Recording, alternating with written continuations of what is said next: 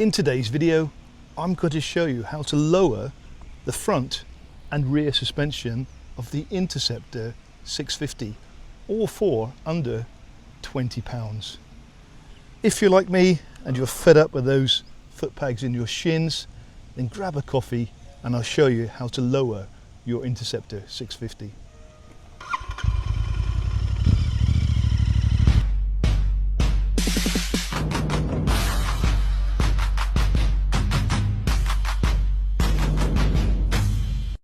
And the reason I'm doing this, the Royal Enfield Interceptor is the new channel bike. It's my project bike, and I'm going to try and turn this into my version of the classic 650, styling wise, which will be lower, lighter, and more manoeuvrable.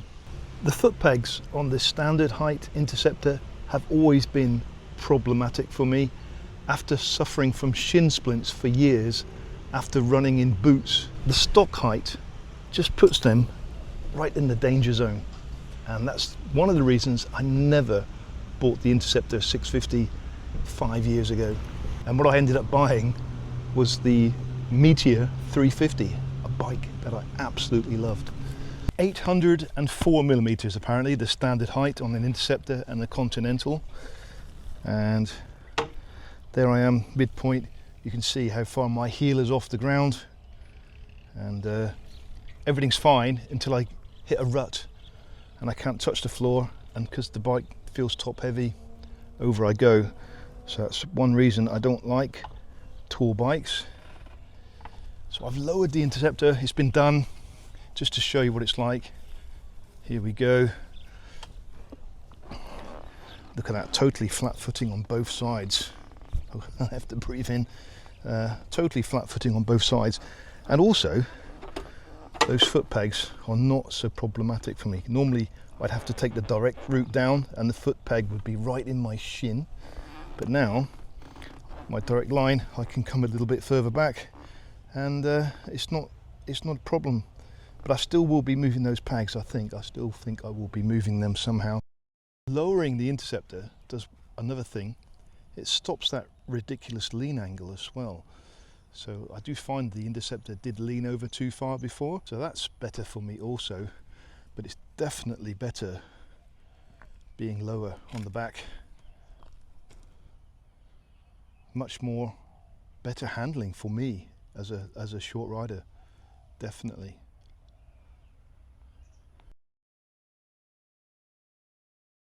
So we're going to start with lowering the rear suspension. I've already done it on this bike. Can you see how I've done it? Here, I've changed the rear eye. So this was the original at the bottom of the suspension, and you can see that that's about 2 centimeters shorter. So I got these locally, less than £20. They're CNC cut, tapped with a thread, and they fit perfectly. The only difficult job is removing the spring. It's a dangerous job, so I'm going to label this video entertainment purposes only, because I don't want to be held liable for anybody hurting themselves in this video, and I have done it the cheapest way possible. You can buy a spring compressor, a proper one. I didn't go that route because I want to keep this build as cheap as possible, and I would never use a spring compressor again, and they're quite expensive. And there's a couple of ways of doing it. I'll just flash up a couple of photos for you to see, but I did it with a couple of ratchet straps and it worked for me. I had them and I just used what I had, so I did it okay. Because I changed the exhaust already, it was easier for me to get the suspension units off. But if you've got original exhaust, then they do cover the bottom suspension bolt, so you have to remove the rear part of your exhaust to do this job as well. Okay, this took me ages to figure this out, so to save you any pain, this ratchet, when it opens and closes, it does like this. You don't want any straps on this side, so feed it from the back, push it down through. Don't want any strap in front of the ratchet. This doesn't do anything. Under the spring,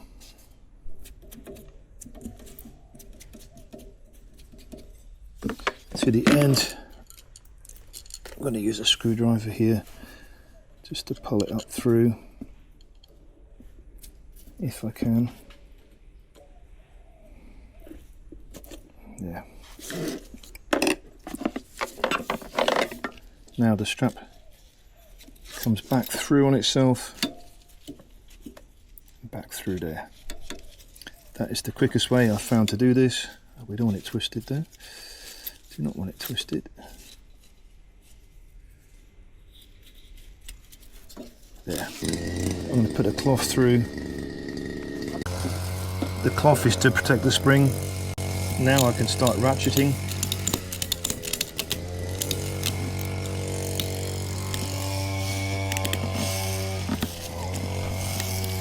It's hard work, but it does it.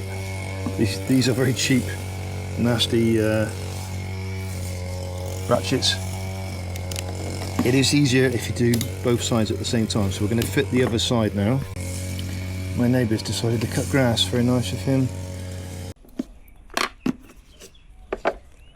Back through itself. No twists.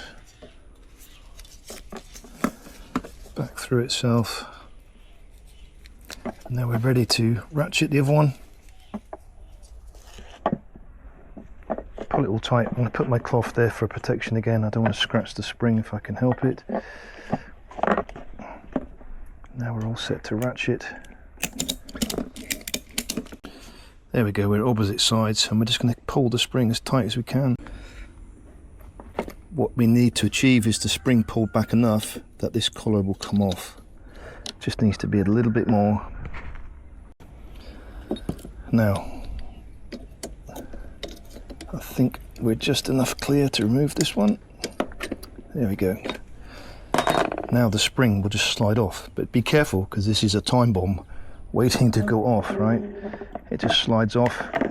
Put it to one side, nice and safe. Now we can clean and service and remove this end, hopefully. All this can come off. It's all gritty and dirty, so we can clean it all up so it's better, easier to adjust the suspension.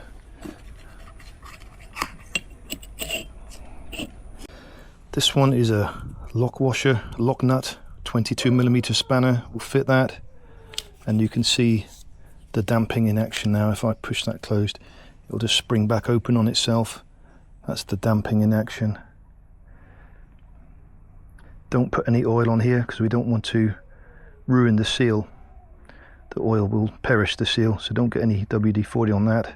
This one we need to loosen it off. I'm struggling with this one because I think the previous owner has put red thread locker on it. You can see that they've been at it before with mole grips. It's a perfect place to do it because it's hidden by this buffer, but I'm struggling with that. Sometimes leverage is everything. I've got my mole grips on there under where the buffer would go. I can't undo it. I really can't undo it, but if you use an extra large ring spanner, extend your leverage. Look at that, I can turn it. So leverage is king. So they definitely put red thread locker on here, which is a bit annoying. Somebody's been at it before. So the new eye is going to go on. I've cleaned the threads as best I can, but they're going to be hard to put on. That mole grip's holding very well, so I'm leaving it there.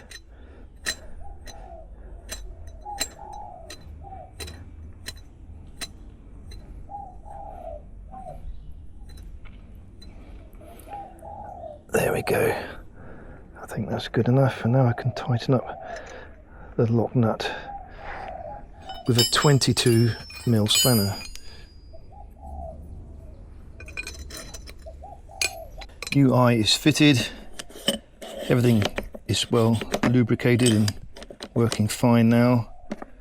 This one goes that way. That's your tensioner. Now we can fit the spring back on. Just remember the progressive spring goes near the end of your new eye, which will be the bottom of the spring. And then it's just a case of replacing the cap. if we can.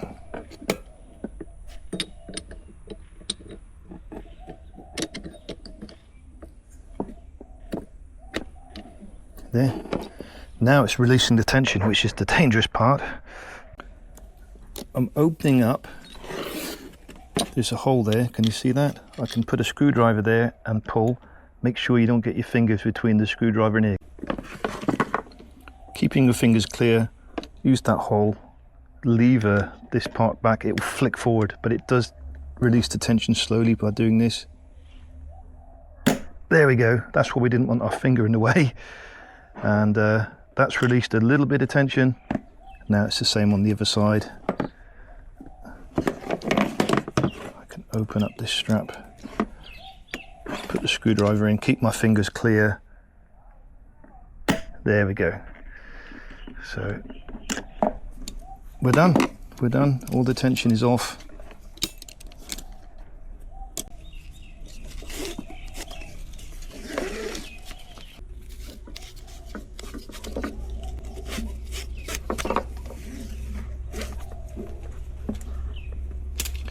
There, it's all done.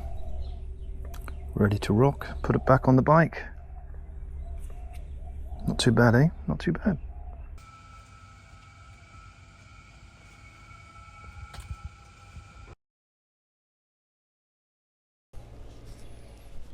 I'm going to use the help of an old car jack.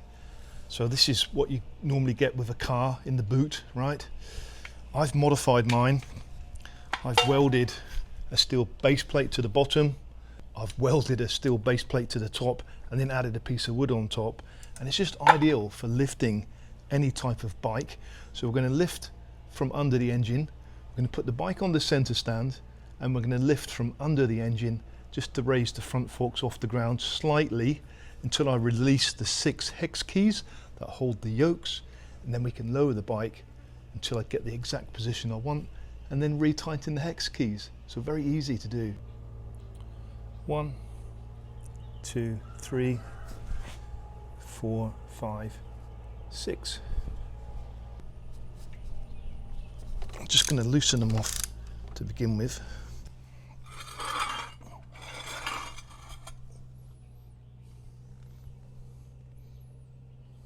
So I think it's been lowered before here, a slight little bit. I'm going to drop it another centimetre, I think, and that'll be right for me. So the car jack is taking all the weight from the front wheel. So all I have to do now is lower the car jack and just watch those bars rise until I get the right height that I want. Just lowering slightly, and the yokes should push up on their own. That's the plan.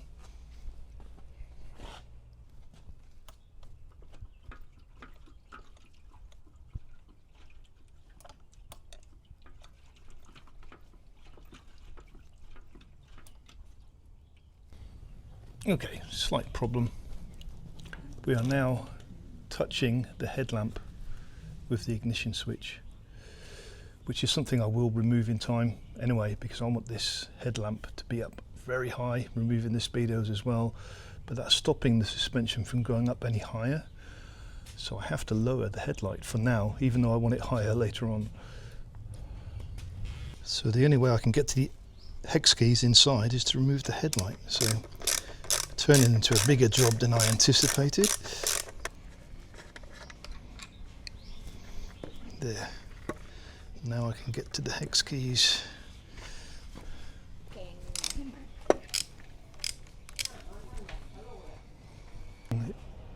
That is a very long ignition switch, so that was restricting movement.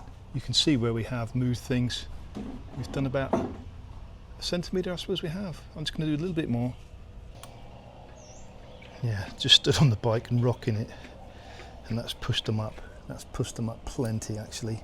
Happy with that. So hopefully you can see the line where they were and where they are now. So it is just over a centimetre. And that's pretty much what I want, because that's a similar what I've done on the back, so that keeps it even. I am noticing this one's a little bit higher than this one, so I'm just going to push it down with my thumb actually, and then do up the yokes. There we go, that's about even. I'll just hold everything in place, and I will check it properly, it's all the same, and the tyre is straight, the wheel is straight.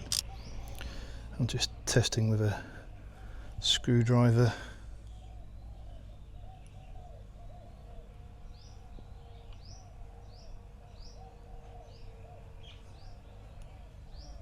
Yep, they're the same now.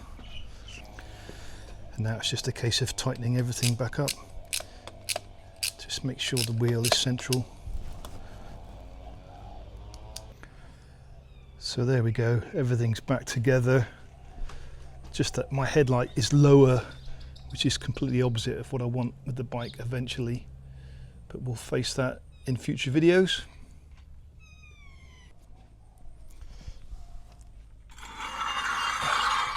So there we go, job's done. Now it's time for a test ride. So far, these modifications are really working for me. I'm really enjoying the ride of the Interceptor 650, so much so that I haven't ridden my Super Meteor 650 ever since I owned this bike. I'm absolutely loving this bike, especially the comfort. I did watch a video the other day where somebody rated the Royal Enfields in comfort, and they rated the Interceptor as very low, as a low comfort bike. I rate this so much higher than the Super Meteor 650, and even so, I haven't changed out the rear shocks because I find them okay. So what's the point in changing them if they're okay? And the only reason I would change them is to make the bike shorter, and I've done that just by adding those shorter eyes on the bottom of the suspension. So much better bike for me, really enjoying it. I've changed my seat height now to 790 millimeters. I can flat foot the bike, so some more modifications coming soon. The front wing, the speedos, the headlight and the seat. I'm going to try and put a bobber seat on this bike and change the rear frame into a rack, a storage rack, a transport rack. I can't chop the bike, unfortunately. I cannot chop this bike in Thailand, they won't let me. If I do, I won't be able to sell it again. So I cannot chop this bike, sadly. But I think we can overcome it. I think we can change the rear fender to one that's a floating one fixed to the swing arm. So we're nearly there, we are nearly there. I think I'm going to run out of time though, because I do travel to England in 15 days time, but I will batch as many videos as I can before I go, because I don't think I can make any videos in England because of the snow. Maybe it's gone by the time I get there, I do hope so. So anyway, I hope you enjoyed this video, I hope it's helped you. If it has, please give us a like, and I'll see you on a video very soon. Until then, ride safe.